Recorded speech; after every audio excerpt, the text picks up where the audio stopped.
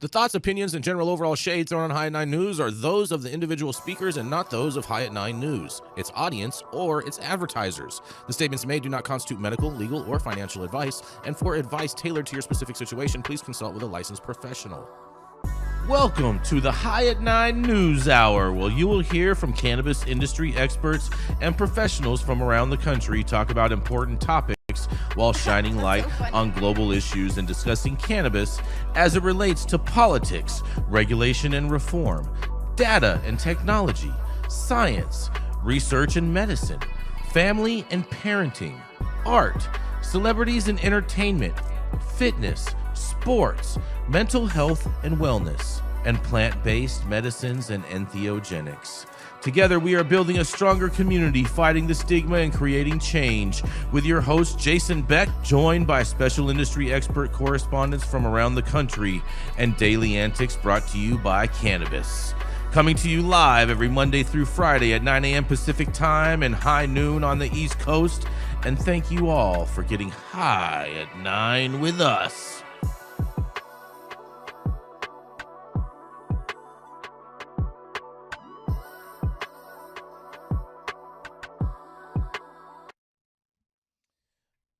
Yes. Good morning, everybody. That's right. It's Thursday, June 5th, and today is it's National Ketchup Day today, you guys.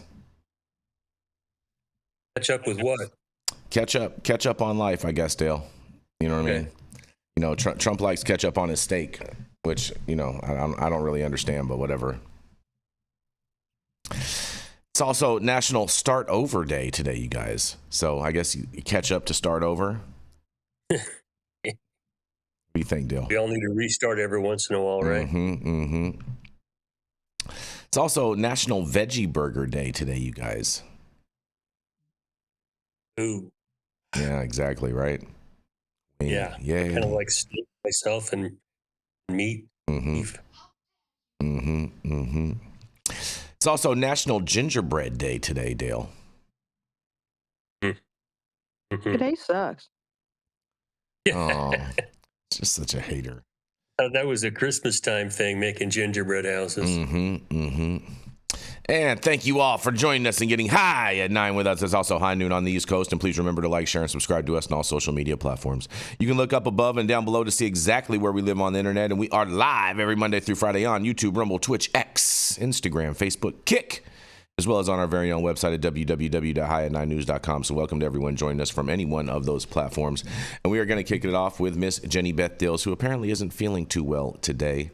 So we hope that she does feel better soon. But she's the founder of Kind Cannabis and of Justice Served, a 501c3 that helps justice-impaired individuals get their lives back on track. And it is none other than Miss Jenny Beth Dills. Hey, Jason. And yeah, you guys, I'm not in the best of health today, so here we go. Quick story, but Minnesota is officially kicking off its recreational cannabis licensing process. Today at 11 a.m., the state will hold its first ever cannabis license lottery. With a focus on social equity, priority will go to veterans, people of color, and individuals with past low-level marijuana convictions, all part of an effort to build a fair and more inclusive industry. I think that they probably did a bad job defining equity, but I'm going to keep pushing. The lottery marks a major step toward getting dispensaries up and running, even though retail sales aren't expected to launch until early 2026. The Office of Cannabis Management will stream the lottery live on its YouTube channel. For more information, visit mn.gov/OCM. Minnesota, I think you did a terrible job defining social equity, and it also is just kind of a pain in the ass for me and a pain point in general. That you have to win a lottery to have restorative justice. So I'm not a big fan of the lottery system when you're talking about restorative justice and righting the wrongs that the prohibition of cannabis has caused, especially to disproportionately impacted communities and people of color. So I'll throw it back to you guys and see what you think, but I'm pretty sure Dale agrees with me. Oh, you're right, I do. The idea of a lottery is problematic from the jump because they're going to restrict a market where there's market demand. So from the very beginning, you're not filling the demand. And then down the line, they piss and moan about, well, why aren't we capturing all these, tax resources and why is this illegal activity still going on? Well, it's because you're treating this stuff like it's fentanyl or, depleted uranium. Mm-hmm. People do this. And I don't have a problem myself putting the thumb on the scale a bit for people who have been disproportionately affected. The problem with that, though, in the long run, is that it can amount to reverse discrimination charges, a lack of equal protection for everybody. And we still haven't quite figured this one out. Mm-hmm. I don't know what the answers are, because I'm amongst a whole lot of people who were targeted for enforcement and in an industry that they could not stop through enforcement. So it's like I got stopped for doing 70 on the freeway and people are doing 80 busting past me. It doesn't really matter. Mm-hmm. You can't really explain that to people with any degree of certainty, because it begs more questions. And they're starting off with this limited approach of lotteries, and we'll see how it goes. What turns out is the market just can't meet demand, so the black market blows up, and they're back in the same position they are right now, where people are going elsewhere, not paying taxes. You're not keeping it away from young people because you have this asinine approach. We're going to only give out certain number of licenses here and control this. It doesn't work. No place can you point to in the country where that's worked, but they still do it again. Mm-hmm. I feel you, Dale. One of the things that I was confused about on this, because it says that there's like 500 people that have already gone through the pipeline. I was confused as to, like, are those the 500 people that are going to be in the lottery, or are those people already going to be able to open up businesses, and then the lottery is separate from that? Do you have any clarification on that, Jenny? She there? It was my understanding, Jason. Those are the people in the lottery, Jason. Those are the people in the lottery. Pre-qualified for the lottery. Yeah, Got they're it. pre-qualified to have their ticket pulled if they're lucky enough. Mm-hmm. But that doesn't fix the problems, because they're going to see what we've seen in other places, where they bring in the people that they want to stand up as the social equity applicants and recipients. Mm-hmm. Behind the scenes are going to be people with money manipulating the situation, where these folks really aren't in control. I mean, we've seen it repeatedly around the country, because the game gets captured by those that want to get on the market but don't qualify some other way, mm-hmm. and end up with the mess we have here in California. Interesting. It's amazing. It is total bullshit, and yet they want to prop it up as like, oh, they're doing so much for social justice and for this and that, and want to give themselves a big old pat on the back and take their victory lap. And right now, meanwhile, people are just continue to get shitted on every which way, basically. Well, their basic problem is that there's a demand for this, whether the government likes it or not. People want this. That's why hemp products are exploding. Mm-hmm. That's why the black market is exploding, because there's a demand. When you go to reach a demand, to try to satisfy a demand by only providing 10% or so of the licenses necessary to meet the demand, what the hell do you expect to happen here? Mm-hmm. It's insanity. Fair enough. Fair enough. Man. It seems like it's like the never ending story with this, Dale, with this social equity component. The more municipalities continue to do this, then they always keep on making the same bumblehead mistakes and trying to think, oh, well, this state did it, that state did it, it worked out pretty good over there. But really, if you're like boots on the ground, everybody knows that it's just not working. Oh, not even coming close to working. Mm-hmm. And in fact, in the long run, if you look at the states where they've done this, it's basically torpedoed the legitimate industry. The black market's there to fill demand. Yep. I mean, it's not hard to see it. I use the metaphor that Stevie Wonder can see this, and you wonder, why can't these officials see it? Makes you wonder, what is their agenda? Mm-hmm. Because if you really sit down and talk objectively reasonable about this, and bring in people from other states, not just the legislators, but the operators, the people that are trying to run these businesses, see if you can figure out where they went wrong, you might have a chance. Mm-hmm. They don't want to do that. We're going to do another lottery. Well, You do a lottery for one dispensary in a town, and there'll be 3 delivery services to fill in the gap. Mm-hmm. So what did you actually fix? Nothing. Yep. Mm-hmm. Fair enough. Fair enough. Well, on that, I think we're going to hop into our Jenny Beth. Do you have any final statements you want to make on this before we move on? All right, I guess not. And on that, we're going to roll into our first commercial, and we're going to be right back.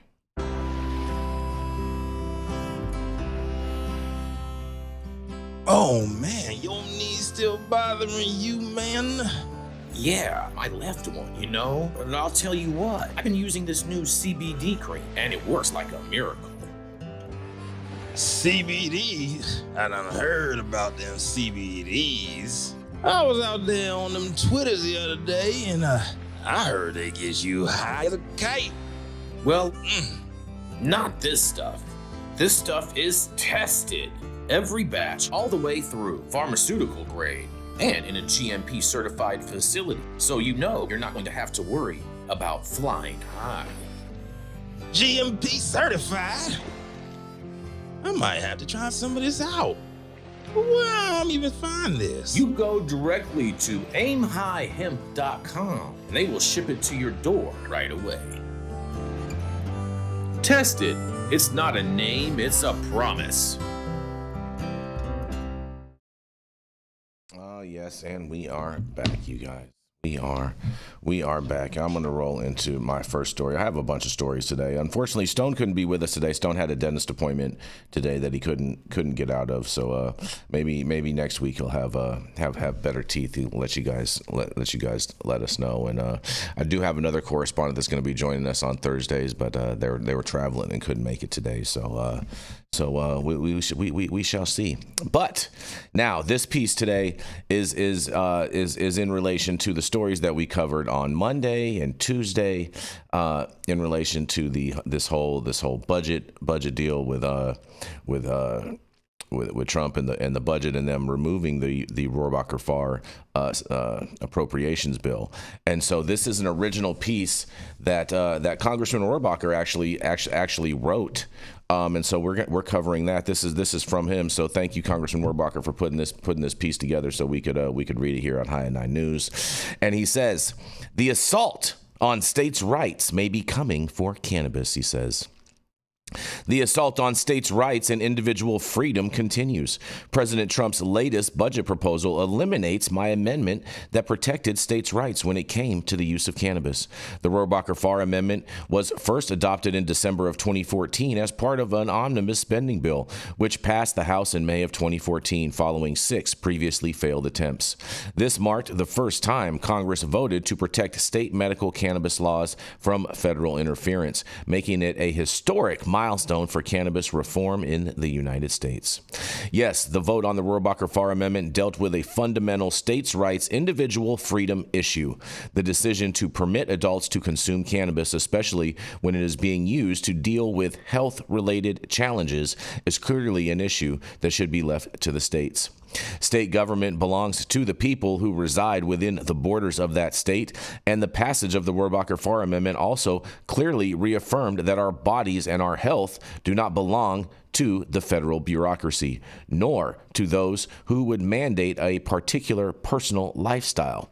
American patriots have sacrificed so much to ensure that they and every generation thereafter would be able to live their lives as they would choose, as long as they were not encroaching on the freedom of others. What makes this freedom issue even more imperative is that it is clear that there are legitimate uses for cannabis by people suffering health-related challenges. To not even permit state governments to allow the legitimate use of cannabis as part of a health-related treatment by its citizens is an outrageous assertion of centralized power over and totally contrary to the individual freedom that the USA is supposed to be all about. I was proud to have co-authored the Rohrabacher-Farr Amendment to the 2014 budget bill. It simply proclaimed that no federal funds were to be spent to prevent any state from using those resources to suppress medical and health-related programs because cannabis was part of the treatments. We elected President Trump because we viewed him as a patriot who would uphold the Constitution as such, and he would be on the side of individual freedom and states' rights on this issue, he says. Well, I happen to agree with him on all of this. I think this is a fantastic piece that Congressman Rohrabacher put together, and you'll be able to read it on our website shortly after the show, and I can't wait to hear what you guys have to say about this. Well, this is a long-standing problem I've had with the federal government and the enforcement here. It goes back to the 1940s, this abomination, Wickard versus Filburn, where the feds were allowed to come into a state and overrule private, non-commercial, intrastate activities. It was reaffirmed with Raich in 2005 in a specific cannabis sense. But what they couldn't avoid was that the Controlled Substances Act in 1970 split jurisdiction between the feds and the states over controlled substances. So there's where the feds began to get into some trouble, because the states are not authorized to enforce federal law, and the feds can't enforce state law. We have this pesky little thing called the 10th Amendment, and it specifically says that if the power isn't granted specifically to the federal government or precluded from the states, all the power belongs to the states, and especially what we call traditional police powers, health, safety, and welfare. The use of cannabis for medical purposes falls squarely into that. So we have this conundrum that we found ourselves in. And as you know, Jason, Molly and I were in prison when this came out. Exactly. And Rohrabacher heard about us through our friend Jason Pitkin, who was my campaign manager. And it's like, this ain't right. This ain't right. We need to stay out of this shit. So he put together the amendment, which says if it's medical in a state, you can't spend federal dollars through the DOJ to do it. Go after them. And it basically closed down enforcement against state licensed or sanctioned medical cannabis facilities and operations. And we've been sort of in this standoff situation since then. The writer continued, I think McClintock and Blumenauer are the latest ones to. Because it's the same thing. That if you want to go out and go after somebody who's got a legitimate medical cannabis business in California, you can't spend DOJ dollars to enforce federal law. And so they're left there standing there holding their dick going, okay, now what do we do? Okay. And I've got friends of mine who went after the federal government and said, okay, you grabbed a bunch of weed, you want it back. And oh, by the way, you can't send a DOJ attorney in here because you're spending federal dollars to try and stop us from getting it back. Exactly. And Matt Cuman was the one that I remember that did this. And so, okay, now what do we do?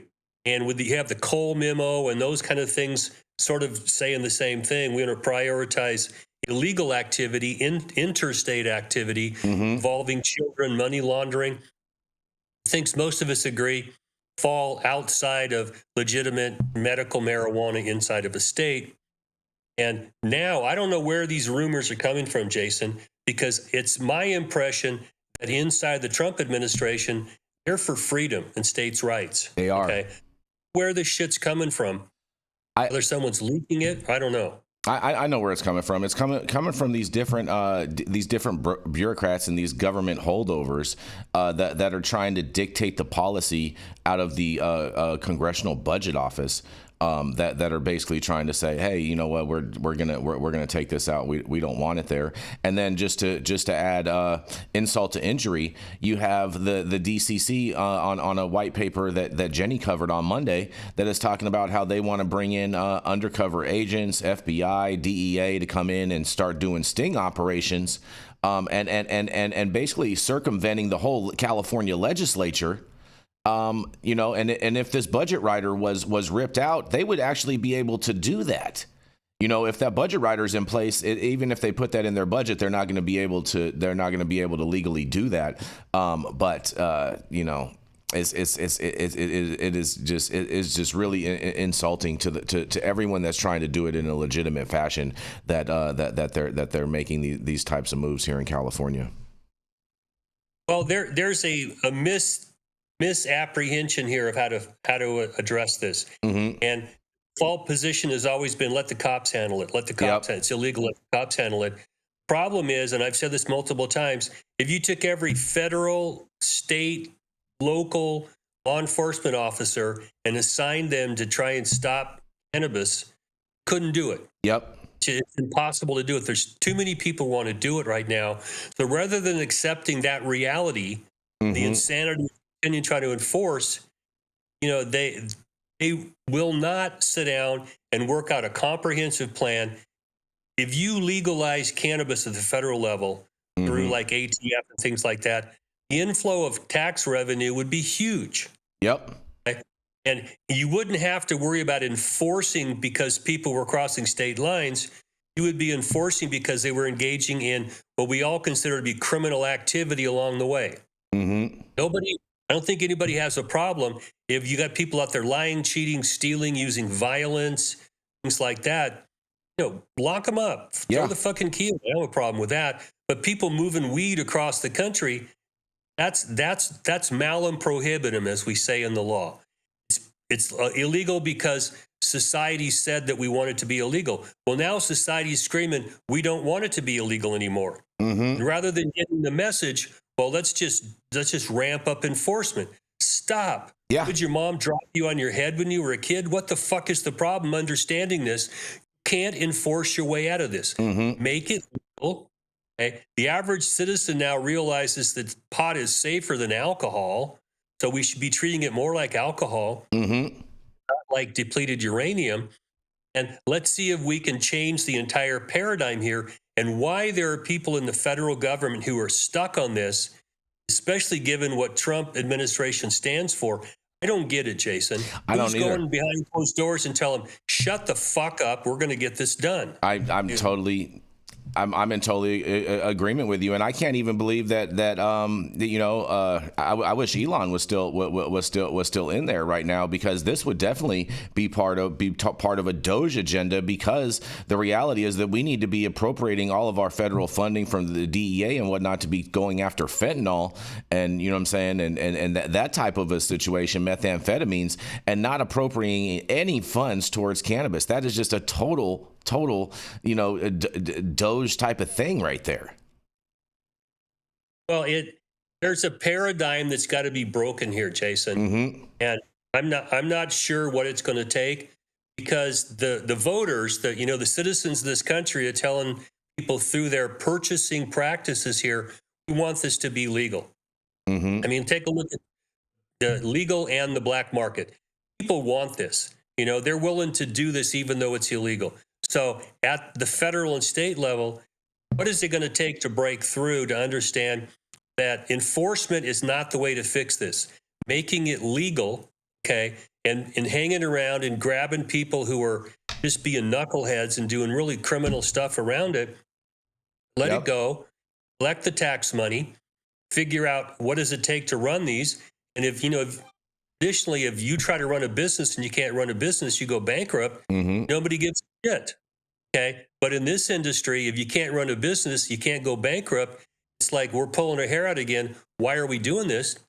Well, if you step back and look at it logically, and even in a criminal justice sense, you can't enforce the prohibition. So why do we continue to try to enforce them? This was social science and criminal justice 101 50 years ago when I was in college. It hasn't changed.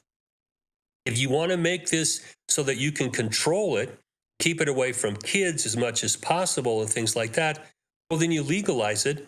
And in the states, let them do what they want to do inside their own states. It's just mind-boggling that this doesn't resonate with people with common sense. I don't get it. It's crazy. Jenny Beth, you have anything you want to throw in on this? I guess not. I guess Jenny's not with us anymore. Oh, well. Well, Dale, that was fun, and thank you again, Congressman Moorbacher, for putting together this. We're going to be posting this as an article on X later today. It's also be able to be read on our website. So we hope people will encourage it, share it around, and whatnot. And on that, we're going to roll right into attorney at law, Mr. Dale Schafer.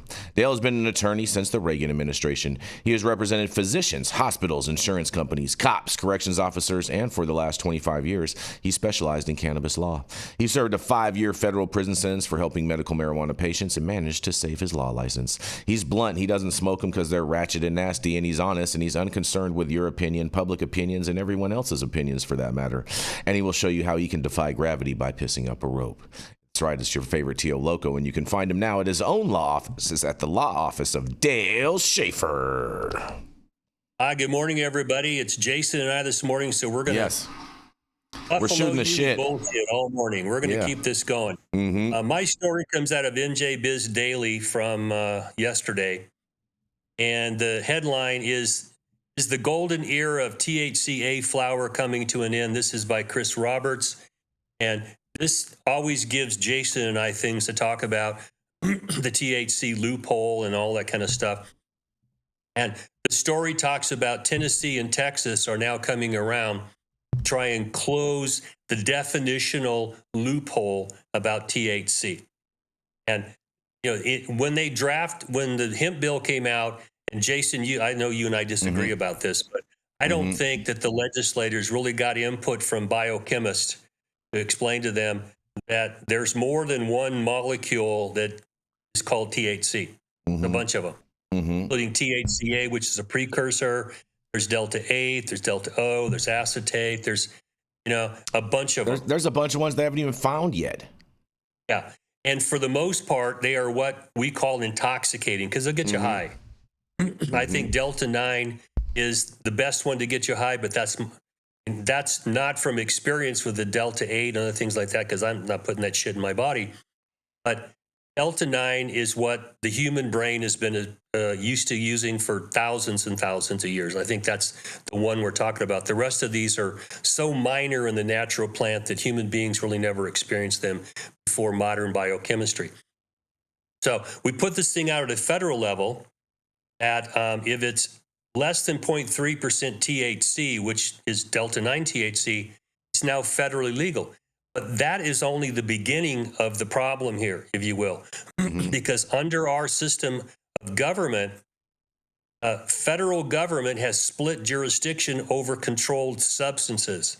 So when you make one of them legal, now it goes out to the state, and the 10th Amendment kicks in, because just because the feds say that 0.3% THC product is legal at the federal level doesn't mean the states have to accept that. They can say, no, we don't want this stuff here. And they have that power under the 10th Amendment. We're beginning to see some of that play out now because California expanded the definition of THC. Covers basically everything. But what it only covers is what you're using here in the state. And they have a real problem stopping it going out of state.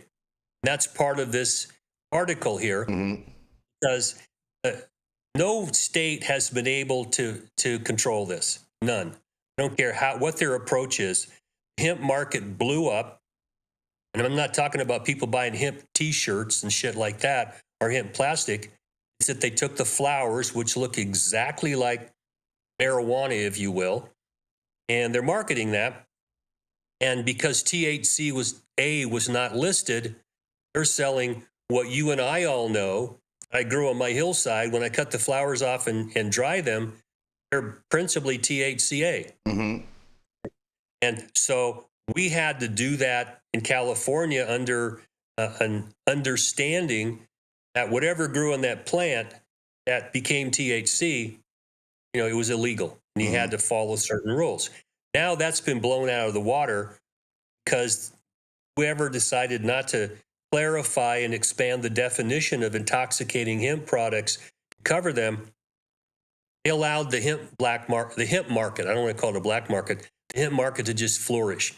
So now inside these states, the biggest market is hemp. Okay? and basically every state. The hemp market's just going crazy. And they just cannot, through prohibition, stop it. You can pass the law all you want. If you can't enforce the law, then why are you passing it? And I've asked legislators this a lot. Why would you pass a law you can't enforce?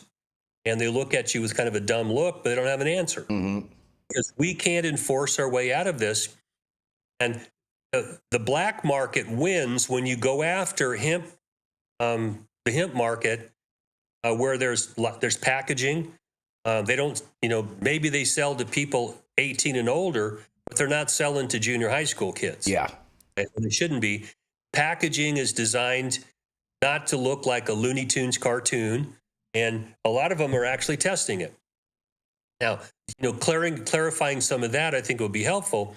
To just try and say you can't do it now, right? That doesn't work. When you can pull into a stop and rob for a tank of gas and a hot dog, and there's some, THCA flower there. A stop and rob, huh?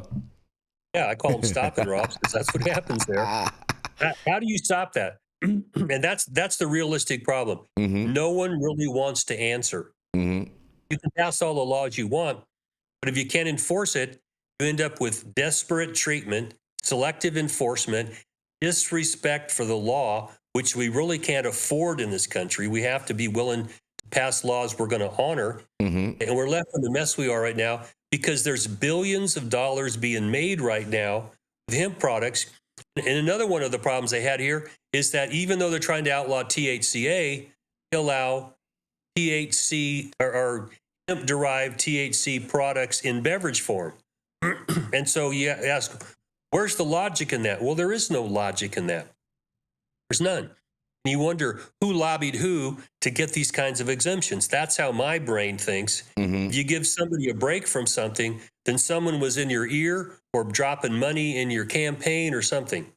And in my view, that just seems overtly corrupt. Okay? So here we are. Let's continue talking about THCA and how we can't make it work and blah, blah, blah. And here we are again, people thinking I'll just pass a little statute and the whole problem will be fixed. That's rectal, myopic thinking. And I don't know what to tell people other than it hasn't worked yet. And one of the definitions of insanity is doing the same thing over and over again, expecting a different result. Here we are. It's not going to work because there's a market for cannabis that the government is reluctant to accept and try to meet. And as long as that market exists and people don't see this as, doing fentanyl or human trafficking and shit like that, they're going to go buy weed wherever they can get it. And this is just a useless exercise, in my view. Yeah. You got to say, Jason. I totally agree. It is definitely a totally useless exercise. I couldn't agree with you more in that, and the fact that they're even trying to do this, it just shows how far they want to live in the past, Dale, and really keep the 80s alive and well. And which I love the 80s. I thought the 80s were fantastic. But as far as this policy is something that definitely needed to change. And so I'm glad to see that it has changed, but it seems like a lot of the law enforcement want to live back in that past. And I just wonder what's going to happen with all this different type of enforcement, because I'm really confused as to how something can get removed from the Controlled Substances Act, and then states can then go and still make that an illegal controlled substance within their state and charge people with crimes with it. I'm very confused by that. And I understand that we have states' rights and things like that, but I don't see how a state can make a substance legal once it's been deemed legal on a federal level. And I'm also willing to bet that every single positive test to which the government does to say that weed is weed, or cannabis is cannabis, or marijuana is marijuana, or that Delta 9, that the fact that those are all false positives, in my opinion. Because I think if the right lawyer fought this and argued this, I think that they would actually really win, and there could be some type of a class action lawsuit, Dale, because of the gas chromatography. It's all THCA, and then once you heat it, it turns into THC Delta 9. Well, the thing about it is that in order to make it an illegal substance, you have to heat it. And since gas chromatography does heat that plant, heat the plant, it basically delivers a false positive every time. And so unless that you catch the person actually in the act of actually smoking, I don't see how you can ever say that they actually are caught with weed. Well, the federal law mandates that you test and you heat the product and test for THC. Mm-hmm. That's what the federal law says. That gets around the THC as a matter of fact.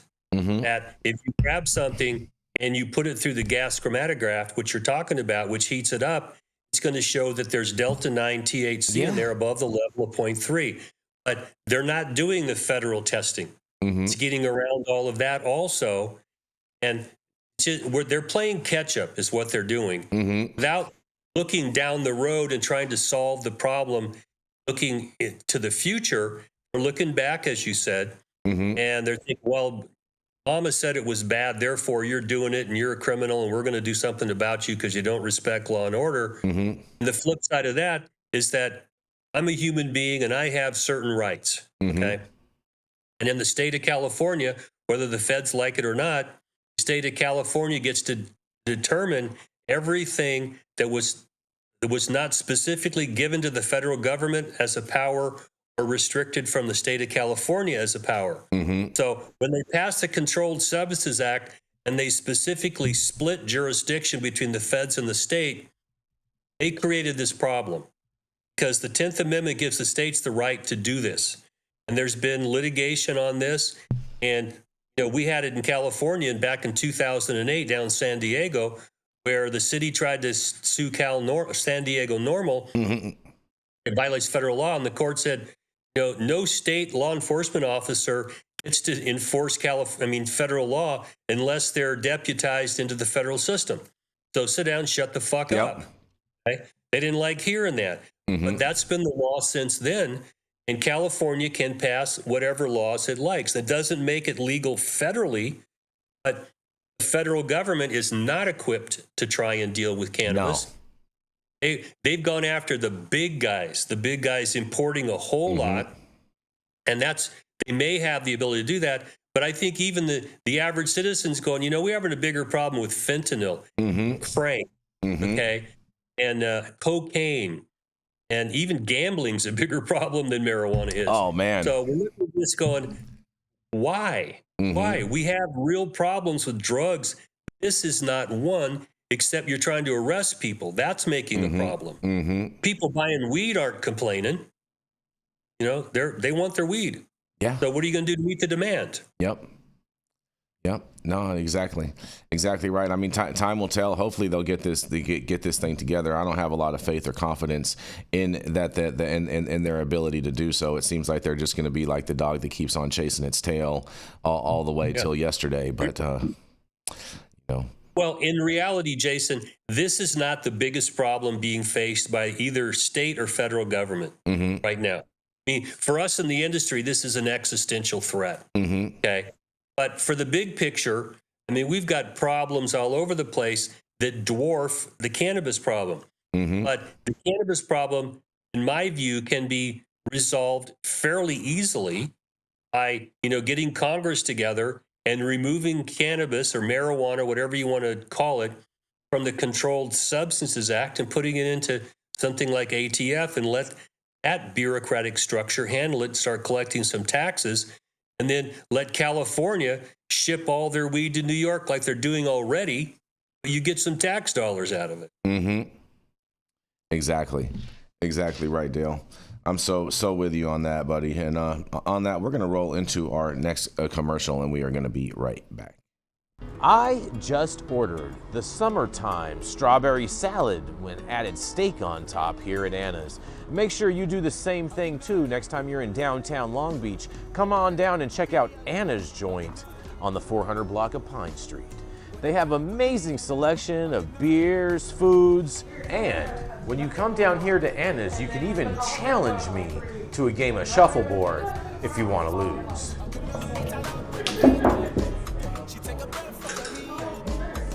Did you get that? So, next time you're in downtown Long Beach on Pine Avenue, make sure you stop by Anna's Joint on the 400 block. Not only do they have Anna's Joint, this restaurant and bar, but they also have the amazing deli next door. And then next door to that, they have a very exotic flower shop. You may want to stop by and say hi.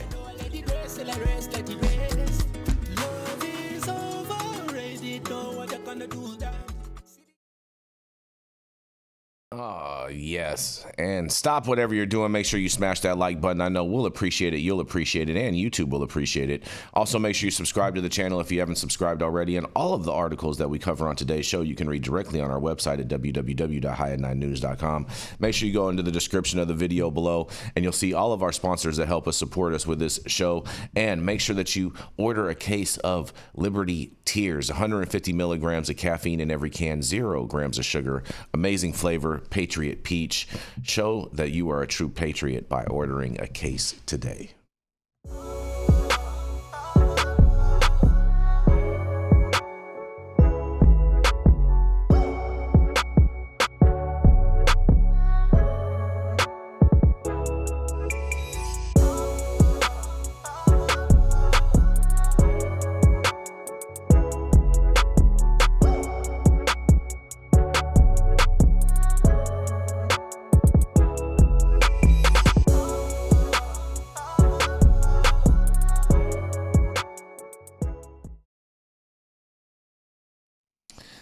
Yes, and we are back, you guys. And all right, Dale, I hope you're ready for this, Dale. Oh man. Fasten my seatbelt. Yeah, Okay. yeah, fasten, buckle up, and you know what I'm saying, let's get ramped up, because Musk's Doge army left Washington office littered with drugs and cockroaches, they say. These guys import cockroaches, like this is just such BS to me.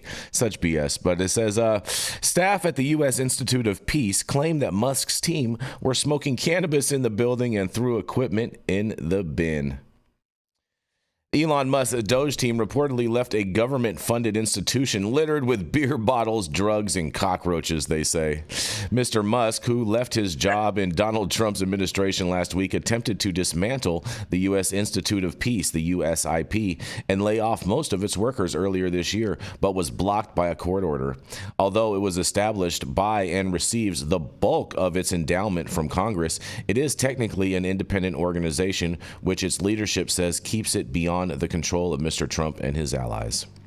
When employees returned last month to the interview, which is tasked with preventing conflict around the world, they reportedly found it full of cockroaches and rodents, with leftover marijuana and empty beer bottles strewn about. Colin O'Brien, USIP's head of security, cited witnesses who said Doge workers were smoking weed in the building, according to Politico. And The Economist reported earlier this month that cleaners at USIP's Washington headquarters had found marijuana that had seemingly been thrown out by Mr. Musk's team. The Tesla boss reportedly embarked on an intense drug habit during his time on the campaign trail, to the point where he allegedly developed a bladder issue because of his ketamine consumption. The New York Times reported last week, citing people familiar with his activities with access to alleged evidence, that Mr. Musk denied the allegations and accused the newspaper of lying their asses off, basically. And Mr. O'Brien said hundreds of laptops which had previously been turned over to Doge staffers were found stacked haphazardly on top of each other, while chargers were found in bins. And numerous flags bearing the name of the institution had been removed from the building, he added in a quote, says, "It was neglect," he said. "These folks don't know how to run a large multi-building commercial office complex." Staff carried out an illegal takeover, and they're saying that USIP became a flashpoint in Mr. Musk's push for government cuts this year, when Doge staffers repeatedly tried to gain entrance to the building. And in March, they finally managed to make their way in, prompting USIP's acting president, George Moose, to declare they had broken into our building and declared it an illegal takeover by elements of the executive branch. Some staff were forcibly removed from the building by police and were sacked by the Trump administration 2 weeks later. However, USIP's workers were reinstated and allowed back into the building in May when a court declared the takeover unlawful and said it had been conducted by illegitimately installed leaders, it says. Man, oh man, this sounds like a whole bunch of BS to me. And the fact that they left the place a mess. I mean, the fact that they're saying that they're the cause of the roaches and the rats, I'm not buying that for a second. But man, you know what? Who cares if they were smoking some weed in there? At least they weren't doing cocaine in the White House. And I can't wait to hear what you got to say about this, Dale. Yeah, well, that was my first thought. Is that we had some coke in the White House and everyone tried to pretend like I don't know. Exactly. Legs and walked in here, but it sounds like this is a barbecue I go to all the time. Yeah, right. Beer bottles and people smoking weed, and I don't know where. I mean, the sensationalism. They brought cockroaches. And mice. Like they imported them or something from. You know what I'm saying? Like, come on. They're there already. Yeah. Just stop this stuff. Yeah. It's just trying to throw some mud up and hoping some will stick, rather than taking a look at, well, how efficient is your bureaucracy? Yeah. And this is one of my pet peeves, is that most people believe bureaucracies are just not accountable.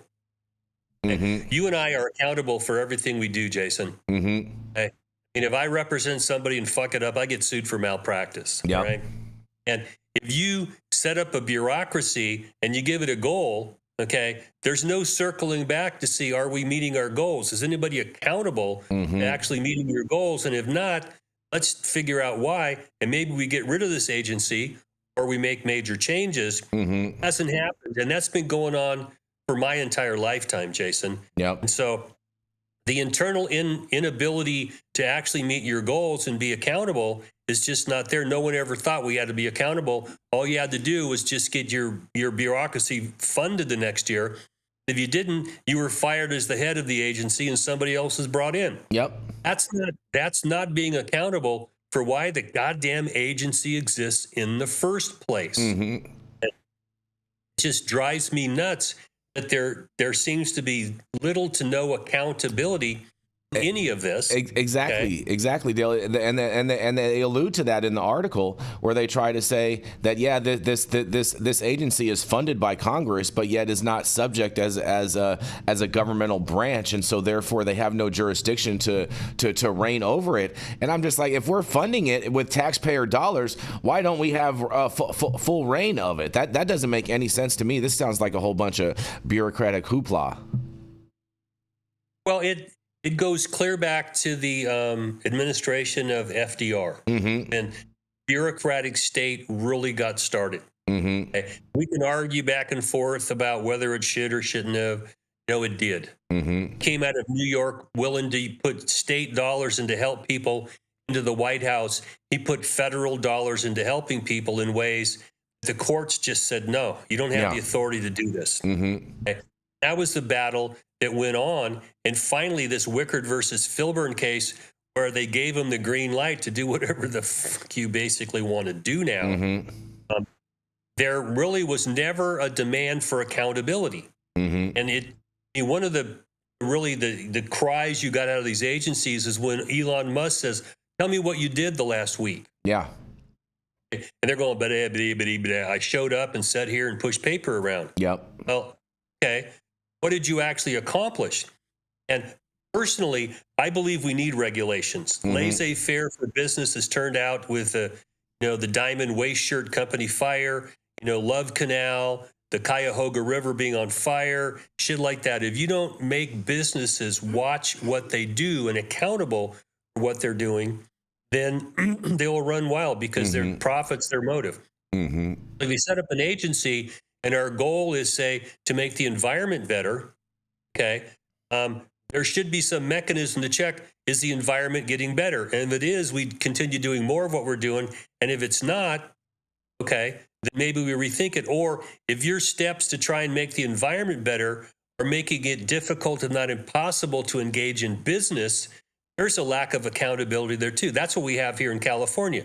CEQA, the California Environmental Quality Act, is so fucking draconian, okay, that we put more emphasis in protecting little red-legged frogs than we do in helping an industry survive. No evidence that the industry is really destroying the environment, that we have this run wild, and no one ever asks, okay, let's sit down and have what I call an after action meeting where we take a look at what were our goals, did we actually meet them, and if not, how do we correct this so that when we have this address the problem again, we have a plan to actually address the problem, not just continue a goddamn bureaucracy that's only employing people, and you cannot say with a straight face what you're actually getting accomplished. And that's just a fundamental problem I have, because in business, if you have a department that's in charge of procurement and they keep buying the wrong shit, okay, and you're losing money, at some point somebody gets fired. Okay? Or you change the group inside your business to find people who buy things that actually benefit your business. And just there's so much nonsense here that no one's ever questioned them, right? And so they're screaming bloody murder right now. And I'll tell you, I think that it was a bit ham-fisted what they did. And maybe after we get done with the first year here, there'll be an after-action discussion about whether we did it correctly. But I'm not going to hold my breath, because we haven't even had one about COVID. No one wants to talk about how we fucked that up, right? Exactly. 6 ways from Sunday. No one wants to talk about it. Okay. And it's just infuriating to me, because we took excessive governmental action with COVID without objective factual reasons to do it. We're just afraid, a bunch of little pants pissers. Oh, we better close everything down. Someone might get sick. Exactly. Well, yeah, they got sick, but Cuomo didn't pay attention to nursing homes, and they died like goddamn flies. Exactly. Okay. And they say that the respirators were one of the things that killed a lot of the old people when they were trying to say that there's a respirator shortage and everything too. Like there's a whole bunch of just really bad moves that the government inflicted on its people over the whole pandemic. Well, I was in the military, and there was still a war going on. Every time you set an objective, they went out and did what they were told to do and came back. They wrote after action memos from everybody involved, and they had a meeting. All right. And people were blunt. If you're going to put somebody out there and get their ass killed, and you're a goddamn pants pisser, or you fuck something up, you're going to have to be held accountable for it, so the next time it doesn't happen again. And there's been no such discussions. I mean, people didn't want to accept that some Wuhan lab doing, whatever their function, they call that goddamn thing, that might have been a source of this. Okay, well, please. You're telling me you can say it wasn't? No. Bullshit. Yeah, exactly. That was the starting point. And then no one really wanted to accept it because we're going to hurt somebody's feelings. Let's just close everything down. Lost a generation of children, lost a year or more of school. And they're now behind. And that's just part of it, because we took governmental authority and we mandated that people do things they just didn't want to do. And if they defied the government, they were just called names. They were castigated. And it turns out they were probably right. Right. If you're outside, why are you wearing a mask outside? I've never understood that. Why are you wearing a fucking mask? I've never understood that. I've always been like, these are the most weirdest people ever. The people that be sitting in their cars with their mask on all by themselves, like with the windows up and everything. What? Mental illness is so real. Or wiping down mail or pieces of paper. Like, just stop it. Yeah. And this rolls back to a problem I have with over-protection of people. And when the Soviet Union fell and they went into Eastern Europe, there was basically no type 1 diabetes because kids are out playing in the dirt, eating dirt, being exposed to shit. Where in the West, where every mom tried to scrub you with antibacterial soap every day, type 1 diabetes blew up because our immune system needs to be exposed to pathogens so that it can develop immunity. Okay? And so here we are trying to, no one can die. Just stop it. People die from the flu. People die from, nasal congestion. I think of all kinds of things that you can die from. We cannot make human life safe. I don't care what your mommy told you. We can't do it. Okay? So we're going to make it as safe as we can. How do we respond to things where death rate was less than 1% from this, compared to smallpox, which is 30+%, or Ebola, which is 90+%. It was not a plague. It was barely a big light, and we responded like, the Black Plague had come back into town, and we got to all run and hide. It's just another part of government inefficiency that people just don't want to look at because no one wants to be held accountable. Yep. Exactly. No one wants accountability, and we saw that with Joe Biden's auto pen with all these fake pardons that were issued. But I guess we're not going to get into all that, Dale. We're going to roll into our final commercial, and we're going to be right back. That's a whole other show. Yeah, right exactly, there. exactly.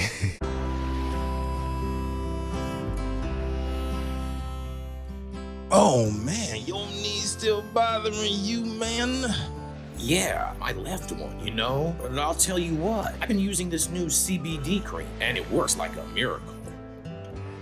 CBDs? I done heard about them CBDs. I was out there on them Twitters the other day, and I heard they get you high as a kite.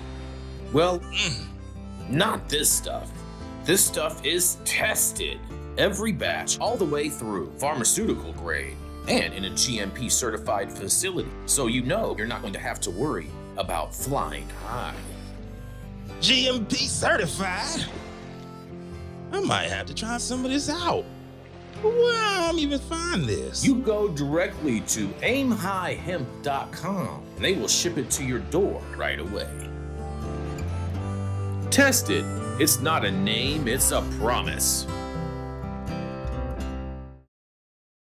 Yep. And either proving they can do something, they're falling on their face, whatever, but let's give them an opportunity. And we're back. And see if we can address problems. We are back, Dale. I'm with you on that, buddy. All the way, all day. And man, let me tell you about this. Oh boy, you guys, Dale. This sounds, it sounds like they're trying to they're trying to adjust to a problem, Dale, out there in the great state of Maine. But I don't think this is going to be, fundamentally feasible for them. And I can't wait to share this with you because a Maine House committee approves a bill requiring electrical permits to curb illegal marijuana grows. That's right.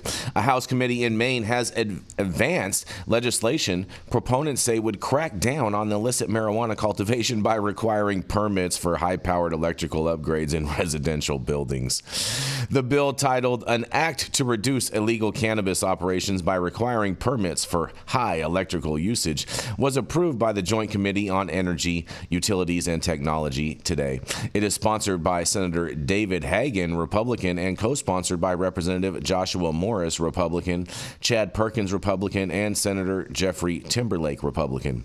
The measure would require individuals to obtain a permit before installing or upgrading electrical service to 300 amps or more in any residential building, and this threshold is based on the total amperage across all electrical panels on the property. And depending on the location, applicants would need to seek a permit from either a municipal or state electrical inspector, who would then be required to notify the utility provider of the application. In addition to the permitting requirement, the bill mandates that both investor-owned and consumer-owned utilities report certain patterns of electrical usage to municipal code enforcement or inspection authorities, and these include new or upgraded electrical service totaling 300 amps or more, malfunctioning transformers, installation or upgrade of transformers exceeding 25 kilovolt amps, and power consumption increases of over 500% month over month, and evidence of power diversion or meter tampering. Each report must also include the square footage of the residence and, if available, an explanation of the spike in usage. And the proposal is part of a broader effort to deter unauthorized indoor marijuana cultivation, which often relies on large amounts of electricity to power lighting, ventilation, and climate control systems. And the bill now awaits further consideration by the full legislature, you guys. But I don't see how this is going to work, bro, because if you're doing an illegal grow, Dale, like, why do you give a shit about applying for a permit? You're already doing an illegal grow. You're just going to steal the power and jack it up. And so why this is even a thing is just so ridiculous to me. Oh, it's the old way of thinking. We'll just tell them no, they can't do it, and they'll honor that. No, Yeah, right. disrespect the law so much right now because of stupid shit like this. Rather than saying, okay, we admit people want to smoke weed. Okay, a lot of them do. How do we accommodate that rather than we told you not to do this, so therefore you should stop? Well, you know, we've been in and around the the cannabis industry for a minute here, and you're right. You know, people are just going to hire an electrician, and come in and steal, or they do it themselves. Yeah. Go around it, or you go get yourself a building where there's a huge panel in there. Yeah. This only for residential. This only for residential, Dale. This doesn't even mention anything about commercial spaces, and that's what people are really, if you really want to do some growing. You go, okay, what did your mom drop you on your head a lot when you were a kid? What the fuck's wrong with you? I noticed they were all Republicans. Yeah, The Democrats are pretty stupid about this too. Yeah, Republicans are also. Yeah, they have they're both dumb in two different ways. They the fact that they think that would even be a fix to hamper it or to control it or mitigate it or minimize it in any way is just totally ridiculous. Well, it just shows that they really don't understand the problem. They're trapped in a mindset that if we as the government tell you not to do something, of course you're going to do it. Well, I remind people John Hancock was the most notorious smuggler in the colonies because the king told him not to do something. He'd go, yeah, fucking kiss my ass. I'm going to do it anyway. That's what this country was founded on. And if people are not willing to abide by some prohibition you put up, then you better find another way. It's just going to work. Yeah, this, it's a trip. It's a trip, Dale. It's a trip, Dale. I don't see how it's going to work in any capacity. And, this is just more failed government policy. But, we'll see. Time will tell. Maine, Maine actually has like good weed out there that people grow out there too at their houses and, cultivation spaces or whatnot. But, Well, I would hope so. People should be allowed to do this for their own personal use. Yeah. Their house. Why is that such an issue? I don't get that. These people, they want to try to control everything. And speaking of trying to control everything, Dale, we're going to roll into our final story of the day, if you're ready. Governor Greg Abbott out there in Texas, he has a conundrum going on in his hands because Abbott faces political heat over the THC crackdown, you guys. That's right. All eyes are on Governor Greg Abbott as he decides what to do with the legislation banning THC. Why it matters? Well, because gummies and all matters of THC products, along with a multi-billion-dollar industry, are on the chopping block. The state's 2019 agricultural hemp law opened the door for hemp farming and the sale of products containing less than 0.3% THC. And the businesses took off for hemp farmers and thousands of small business owners. But some Republican lawmakers, led by Lieutenant Governor Dan Patrick, are concerned about an unregulated market and THC products reaching children. They're now seeking to shut down the industry. On one hand, Governor Abbott could sign Senate Bill 3 to show he's tough on crime, and on the other hand, he's now facing pushback from key Republican constituents and veterans groups, which have urged him to veto the bill. What they're saying, well, the Texas Hemp Business Council says it delivered 5,000 letters to the governor's office and a petition signed by 120,000 people urging Abbott to veto the legislation. And in a quote says, "If you take away the market that creates the demand that the farmers are upholding, what business do we have left?" asked hemp farmer Colton Luther at a Monday news conference. "It is a shame that we are trying to ban these things and take away the market that these farmers depend on to sell their crop," Luther said. Lieutenant Governor Dan Patrick said in a news conference last week that he's not worried about the governor, he says. And he says, "I'm worried about the pressure on the media and the general public to try to keep this going in some way and bring it back," Patrick said. "I'm not going to speak for the governor. He will do what he is going to do, and I have total confidence in the governor," he says. Well, what we're watching, is on the latest episode of the Houston's Chronicles Texas Take podcast. Longtime political watcher Scott Braddock said what Abbott might do is a, in quotes, jump ball, he says. In a quote, "It's one of the few times I don't know what Abbott's going to do," Braddock said. Over the course of the last decade of him being in office as governor, he's become pretty predictable. I would say this is a jump ball if he's going to veto this or not, he says. And Abbott, who could veto the bill, sign it, or let it become law without a signature, has yet to indicate what he will do. And in a quote, they say, "It is one of literally more than 1,000 bills on my desk, all of which need my careful consideration and evaluation," he told reporters at a press conference on Tuesday. An additional quote, he says, "I will give all of those pieces of legislation consideration and the time they deserve," you guys. Well, Governor Abbott, you got something hot on your plate. I personally think you need to veto this bill and send Dan Patrick back packing to Maryland and kick him back out of Texas, because he's not even a native Texan in the first place. But I can't wait to hear what you have to say about this, Dale. And ultimately, I think what Governor Dan Patrick is probably going to do is probably not going to veto the bill, and he's not going to sign it into law. Therefore, it would automatically become into law. So then that way he can say that he took a neutral stance on it. So then that way, for the pro law enforcement and whatnot community, he can say that he let it you know what I'm saying, he let it enact on its own on the will of the legislature. And he's, and then to the cannabis advocates and whatnot and veterans groups or whatnot, he can say that he didn't sign it into law, and then try to get a pass, and that way he can try to remain neutral on it. But time will tell, and we'll see, and we're going to keep monitoring this story as it develops. What do you got to say, Dale? Well, I don't like doing things for public relations reasons. Mm-hmm. This is like Dan Lundgren back in the 90s when we were dealing with that knucklehead who just thought, I don't like this and I'm going to do everything I can to stop it. And guess what? He couldn't. Mm-hmm. Okay.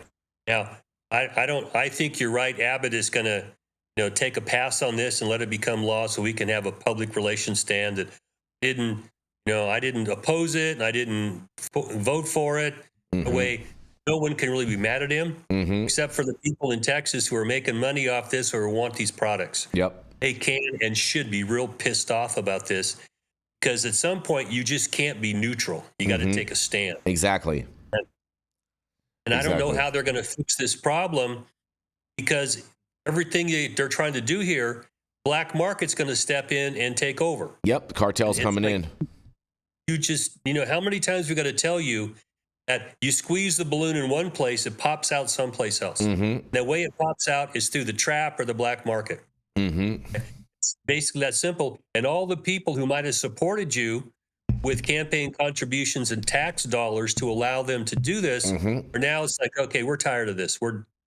Even they might even jump into the black market. Yep. The black market's there, and you can't enforce it. So yeah, there'll be a few people that are going to get spanked. For the most part, no. And then when you let the real criminal gangs, the cartels come into this, they don't play. They'll shoot your ass. Exactly. And we really don't want them involved. So when you put out the options, the black market, the cartels take over, or perhaps we, authorize this. Why is authorizing it sticking their cross so goddamn much? I don't understand that. Yeah. I'm with you, Dale. It's a crying shame what's happening in Texas, and ultimately, I hope that the Governor Abbott does ultimately veto this bill. I know from what I hear from insiders down on the ground, he's kind of 50-50 split on this, and he definitely doesn't want his legacy to be tainted by the fact of him banning cannabis, banning a substance, banning a federally legal substance at that. And so, I hope that weighs heavy on his heart, and a lot of people can get in touch with him and get. Let's hope. But we look at historically here, they're going to circle their wagons and just pretend like we can just say no and everyone's going to honor our no. Yep. Like they're not my daddy. You know, they act in loco parentis, like we're your parents, and we're telling you, well, fuck you. My old man died a long time ago. He stopped telling me what to do decades ago. So fuck you. If you're for freedom, are you trying to tell people they can't do what they want, especially when it's a victimless crime? Yep. Exactly. Who's being harmed if I smoke a joint? Yep, and Sid Miller, their agricultural secretary, I think he came out the other day and he was saying how nothing in this law will affect our hemp farmers in Texas. Well, obviously you don't understand the whole economics of how this whole thing works, because we don't have the manufacturing capabilities to be turning hemp into all of these different types of products. We don't have any of that infrastructure here in our country built out to be able to turn. So basically, the only people that these hemp farmers have to sell their crops to are to the cannabis people that are making cannabis-derived products. And so therefore, there's going to be no one to buy these crops anymore in Texas and from across the country of where these people were sourcing their hemp flower to produce these products. So it's going to be a big drain, and it's ultimately going to cause the taxpayers some, because ultimately now these hemp farmers are going to have to be getting federal subsidies and whatnot for farming for crops that they can't sell anymore now because of this. It's a crying shame. Well, if you're supposed to be touting freedom, this is not freedom. Exactly. And again, I'll tell you, this is a victimless crime.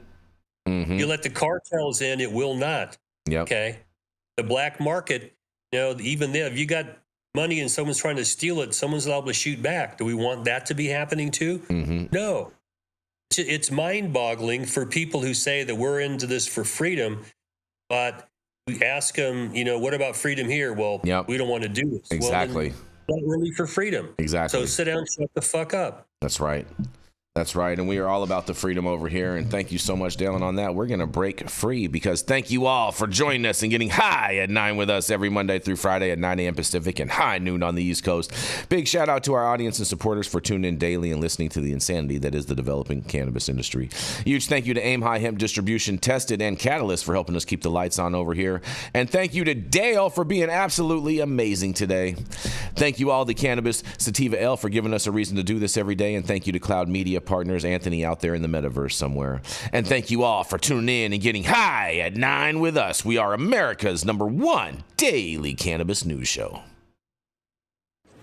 And we are off, Dale.